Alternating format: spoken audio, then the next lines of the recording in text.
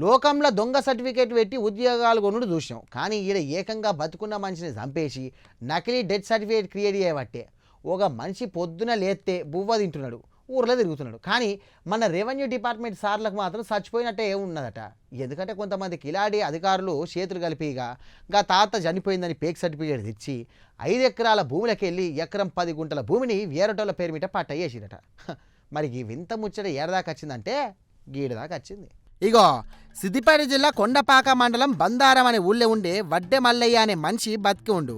Sir ఓ sir నేను బతికే ఉన్నా సారు, నన్ను చంపకూడని ఒక బాధితుడు కలెక్టరేట్ ముందర నెత్తినోరు మూతుకుంటాడు. బందారం అనే ఊళ్ళే వడ్డె మల్లయ్య వడ్డె ఎల్లయ్య అనే అన్నదమ్ములు ఉన్నారు. కుటుంబంలో ఒకే పేరుతో ఉన్న 2 మనుషుల వివరాలు ఆసరగా వేసుకొని కొందరు కేటుగాళ్ళు పెద్ద ప్లాన్ గీసిర్రు. సర్వే నంబర్ 382, 383, 384లో ఉన్న ఈరి 5 ఎకరాల భూమి మీద కన్నేసిండ్రు. గంతే రెవెన్యూ అధికార సాయంతో వడ్డె మల్లయ్య బతికుండగానే పైకి పోయిండని చెప్పేసి నకిలీ కాగితాలు పుట్టించారు. సర్వే నంబర్ 383లో ఎకరం 10 గుంటల భూమిని వారసత్వ హక్కుల పేరుతోటి రాత్రే పట్టా మార్పిడి చేసి పంచుకొని తిన్నారు. అయితే దొంగ లెక్కలు అంతకుముందే తెలిసిందట.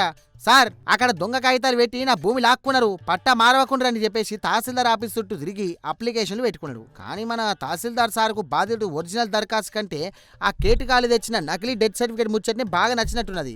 బాధితుడి అభ్యంతరాలను బుట్టదాఖలు చేసి ఆ ఉత్త కాగితాలతోనే వేరేటోళ్ళ ఖాతాలోకి మార్చే బతుకున్న భూస్వామిని రికార్డులకు శవంగా మార్చి ఎక్కిచ్చే గంతడి తెలివిగల్లోళ్ళు మన అధికారులు. న్యాయం కోసం బాధితుడు వడ్డె ఎల్లయ్య తహసీల్దారు ఆర్డీఓ ఆఫీసర్ల చుట్టూ కాళ్ళరిగేటట్టు తిరిగిండు. కానీ పాయదలేకపాయే.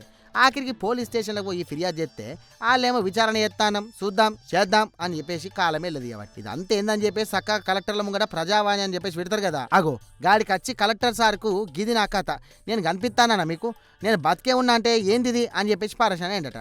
అటెనక తతిమ స్టోరీ ఎప్పి నోరెళ్ళ పెట్టిండట. మొత్తం మీద బతుకున్న మనిషిని చంపేసి భూములు రాసుకుంటుంటే ఇక సామాన్యుల బతుకులకు గ్యారంటీ ఏంది చెప్పురి.